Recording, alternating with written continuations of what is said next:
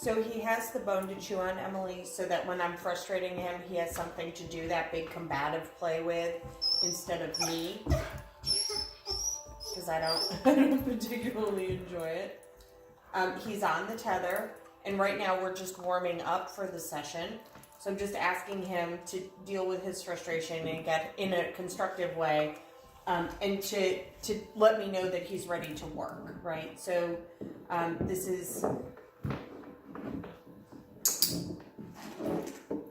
is a little bit of, can you chill out? Are you willing to eat, right? Can you lay down? Can you not yell at me and jump up and down? Like all of his funny floofador stuff. Who says you can't? And Chris just walked through, and that's what that was. So like dealing with distraction, and he is kind of all about all of the things going on around him, right? So I see how this would be definitely more difficult with kiddos, right? Because I'm sure every time the girls or Tyler or anyone walks through the room, he kind of re-erupts. And so this is a little bit of how we build in, that's one of the probiotics that I'm giving him. It's giving him a little bit of just practice at stuff happening. So our other dogs, just so you know what the setup is, our other dogs are put away. Chris is out loose, and so is the cat. So at some point, I'm sure when the cat hears the clicker, he knows there's food, so he typically will come in and be a part of things. So you can see, like, Fang is starting to chill out and settle in. Here comes the cat. And I'm tossing so that he stays in a down, but I'm gonna sometimes not worry about if he gets up. It just gives him a chance to settle himself again. So that too is a skill, just learning how to settle yourself. The cat's running around like a mongoose. Is that very distracting? It is. That's a good boy. That's very nice. Lovely. Thank you. What a good puppy. So my goal for today is to work on approaches without him jumping all over me. So I'm going to start by just warming him up and letting him settle in. He's on the tether so that I can control the splash zone. And then I'm going to add, I don't know if I'm on camera or not, sitting and standing. So I'm just going to move my body and teach him that does not actually mean jump around like a goofball and yell at me, which apparently is what it means right now. But I like that he's redirecting his frustration to the bony.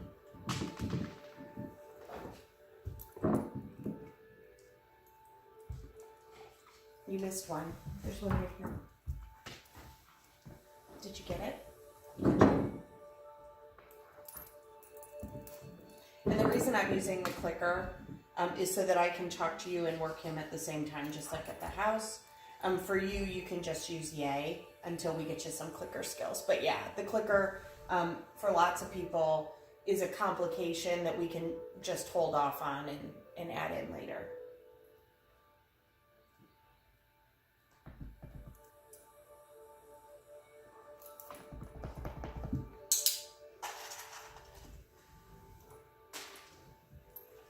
So he's settled, stand up, sit back down again.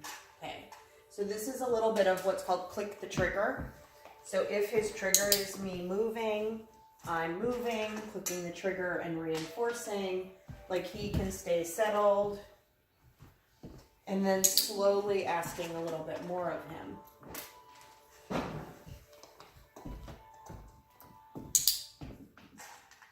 And now I'm able to stand and move at least one step in each direction, and he's staying in the down. What a nice puppy. And now I'm gonna see, okay, can I move? Uh-oh. So I'm gonna reset. And you heard me give him the uh-oh. And then I'm gonna go silent and the game's gonna end.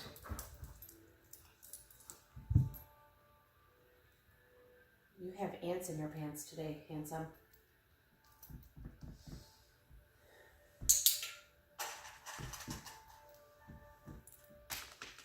I don't really want to particularly click that licking because most of us are not super fond of our dog doing that, but I'm trying to also catch the down, so that's why you're not seeing me click that. Uh-oh. And the cat walked in again, so you're about to see him probably on camera, which was the added stimulus that made Fang get up. Me moving wasn't enough, but the cat is very exciting. You can see the cat is very unimpressed. Hi, kitty. I know, that cat's really mean, isn't he?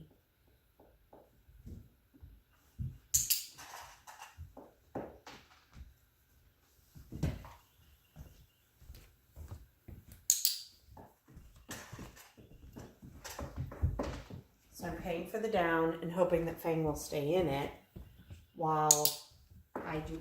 Uh-oh. So right there I had clicked, which meant he's going to get paid. But he got up. He's not jumping on me, right? I'm not close enough for that to happen. But I'm playing with relatively low levels of arousal. That's just rude. Uh-oh, you banged it with your tail like food hockey. Now the cat's gonna get it.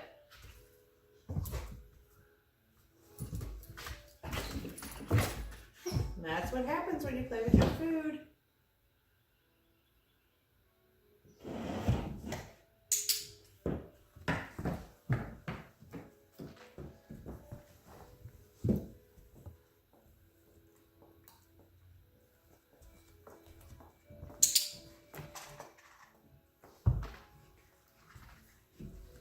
So in the beginning, my approaches to Fang are going to be really quiet and boring, right? I'm not going to be happy to see him.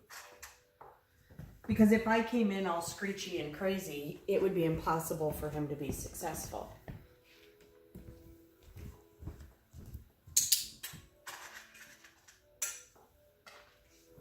I'm also not trying to touch him yet, right? That also, or talk to him. All of those things would be adding levels of difficulty.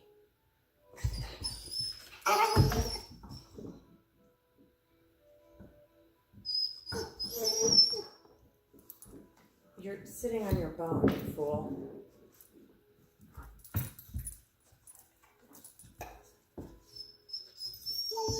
Oh my goodness.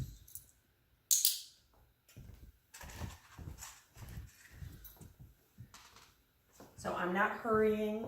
I'm letting this happen at a really slow, kind of slow, casual pace. Okay, I don't know what you're melting down about that time. It wasn't me or the cat. That's all you, big boy. Is it very hard being you? It is. It's very hard being you. I'm the meanest aunt ever. And a little touch and walk away before he gets mouthy, before he starts jumping, before any of that. He's not allowed to pursue you, right?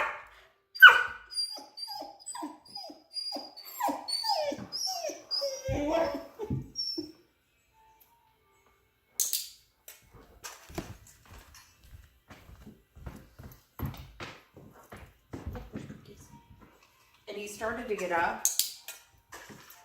Uh-oh.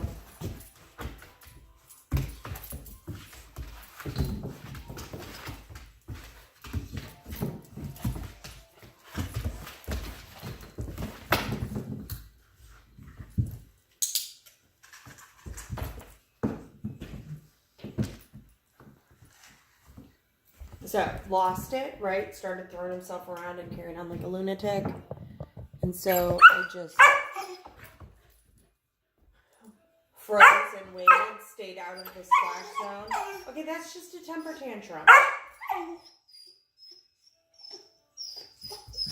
Like, you need me to go get a cup of coffee while you're sorting yourself out over there? That's nice. Good boy. That's a nice dog. Good job. Okay, I can't come in and pay you if you're being lunatic.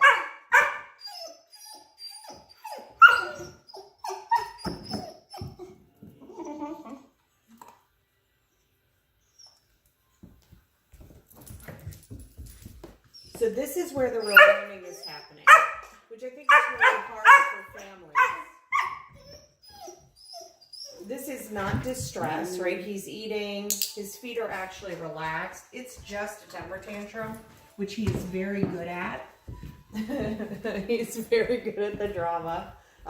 So this is where the learning's happening. He's like, I think you should be doing something else, dog trainer. And I'm like, yeah, well, too bad, right? So all that yelling at me is what's called an extinction burst. It's basically him giving me the rundown about how I'm doing it wrong, and that this is what's supposed to work. Like, barking and yelling at you is supposed to make you come over. And I'm like, yeah, that's actually not going to work. And how we typically get into this is when we're house training, right? Because if they cry, we're like, okay, you have a need that needs to be met.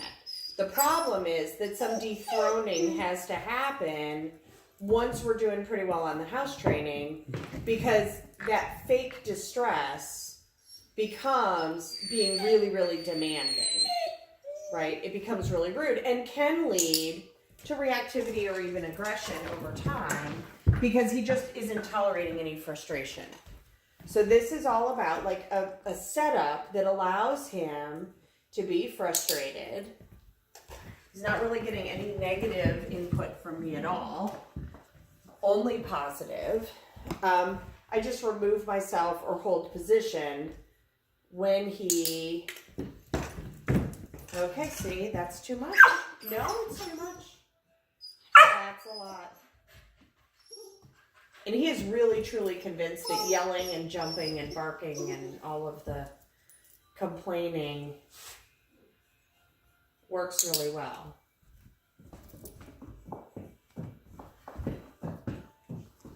But he's not really distressed. He's just mad. He just wants his way. And he doesn't really know what his way is. He doesn't necessarily know. Okay, really? Oh my goodness. That is a lot of drama. Are you a drama llama?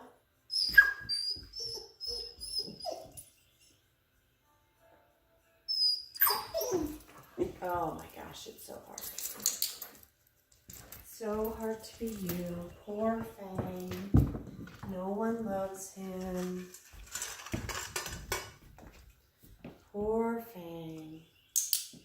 Doesn't get any information about how to get it right. It's a cool puppy dog.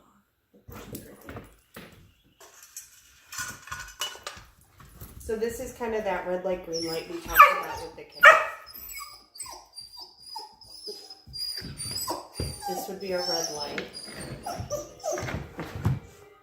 And in the beginning, this is a green light, but can you see, like, that's not actually settled, right? It's just a temper tantrum that's a little bit more still. Over time, I would actually wait for him to give it up. But I want him to be successful, so that means we got to start with what he's willing to give me, which right now is this kind of snotty giving in. Goofy dog. Oh my goodness. Hey, don't chew on the weather stripping. Rude.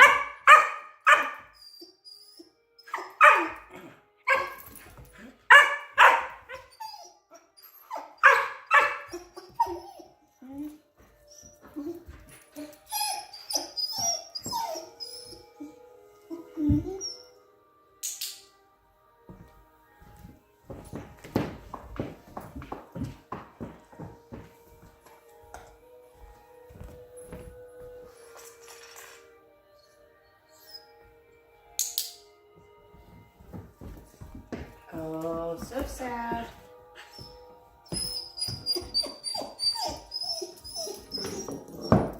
So sad. That's very nice.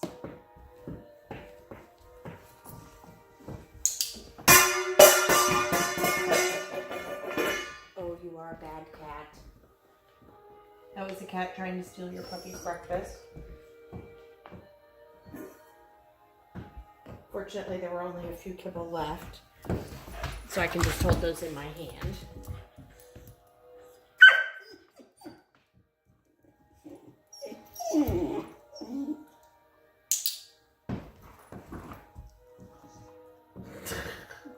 Silly dog.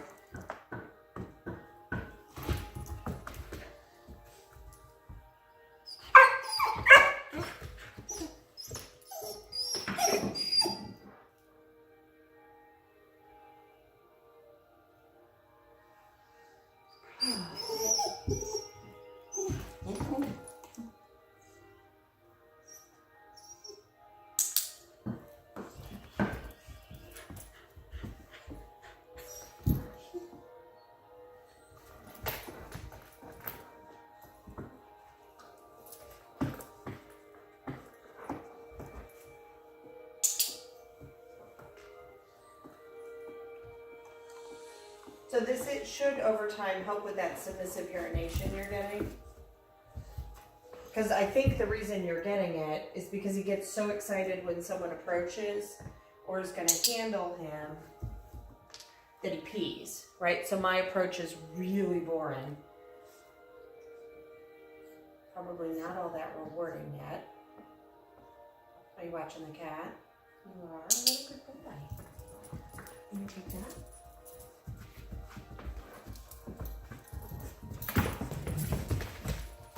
You're missing the food right at your feet. Oh my goodness.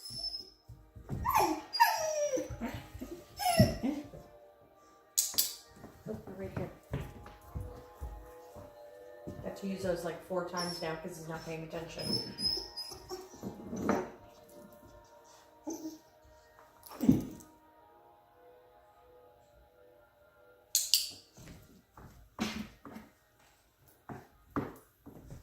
And then I'll go back to just sitting and letting him settle in. And you can see he didn't eat those last 2, which has been kind of consistent. He's not super jazzed with his food. So if I got out treats, like we'd be on it. But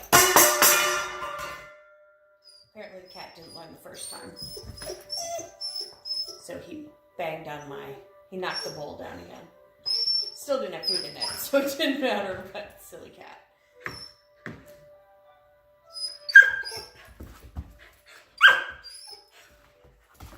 An overtired puppy, dude. So this was longer than 11 minutes, right? I've pushed him outside of the sleep cycle, which is part of why we're getting this ramp up. And while it doesn't seem like this is big major work, there is a certain amount of fatigue associated with it, partially because he is frustrated.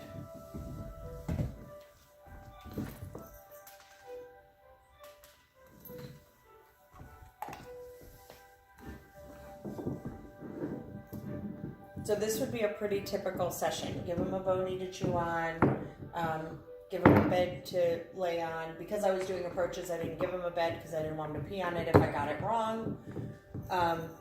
If he just stays there chewing, that's good. If he escalates, we're going to potty and go down for a nap.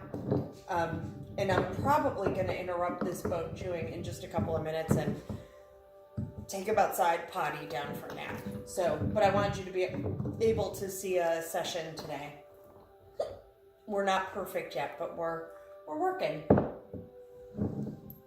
He's a good boy. Talk to you later. Bye.